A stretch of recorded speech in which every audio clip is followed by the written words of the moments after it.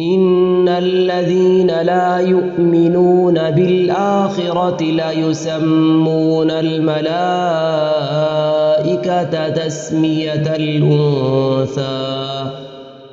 وما لهم به من علم إن يتبعون إلا الظن وإن الظن لا يغني من الحق شيئا فأعرض عمن تولى عن ذكرنا ولم يرد إلا الحياة الدنيا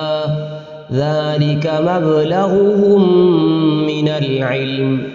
إن ربك هو أعلم بمن ضل عن سبيله وهو أعلم بمن اهتدى ولله ما في السماوات وما في الأرض ليجزي الذين أساءوا بما